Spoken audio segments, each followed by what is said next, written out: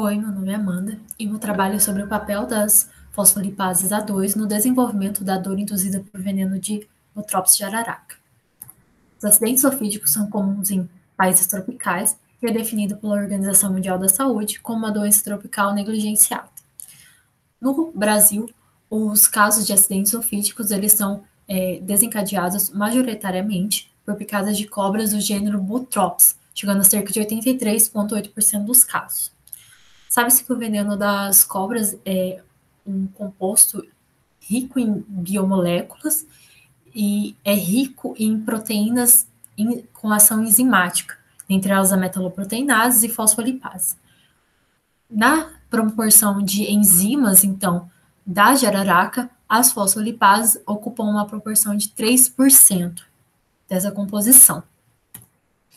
E elas possuem ação miotóxica, neurotóxica, hemolítica, bem como atividade hiperalgésica e pró-inflamatória.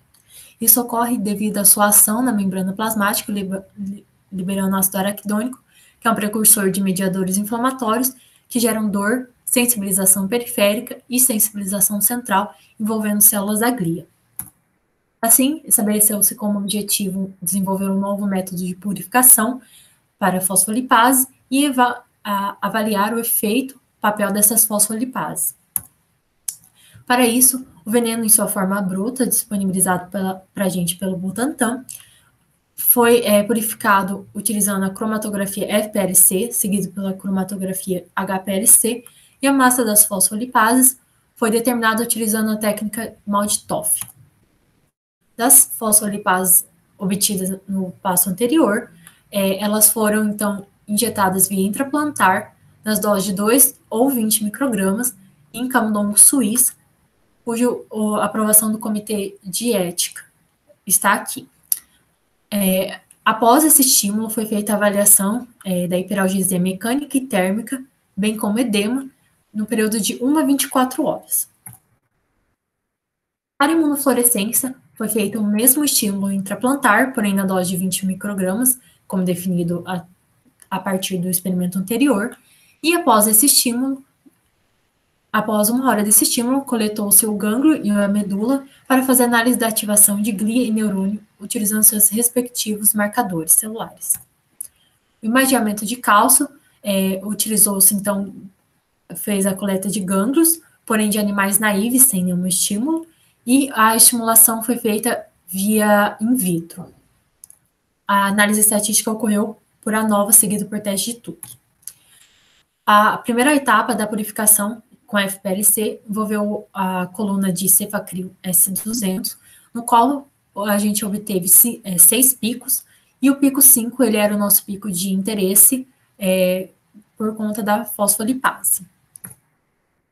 Após, então, através do pico 5, foi feita a HPLC em seguida, utilizando a coluna C18HPLC, que é uma coluna que não foi utilizada anteriormente, não tem descrição na literatura para essa função.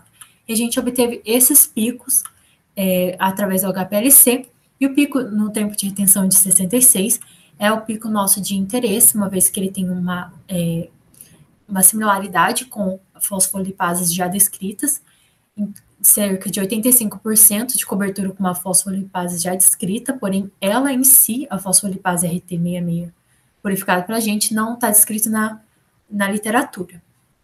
RT pelo seu tempo de retenção e 66 pelo 66 minutos de retenção. A sua massa é de 13.974,7 Daltons e foi determinada utilizando um Malthoff. A fosfolipase RT71 também foi obtida depois da HPLC e ela possui 100% de cobertura com uma fosfolipase já descrita, porém a sua ação na hiperalgesia e edema ainda não foi descrita, e a sua massa é de 14.289,91, determinada também através do Malthoff. A análise de hiperalgesia da fosfolipase RT66, em suas 2 doses de 2 e 20, foi feita e ambas as doses da fosfolipase RT66 causou hiperalgesia mecânica em A, térmica em B, e edema em C, sendo que a fosfolipase de 20 microgramas, RT66 de 20 microgramas, foi escolhida para as próximas etapas, pois ela se aproxima do estímulo com o veneno bruto, que é o nosso controle positivo em vermelho.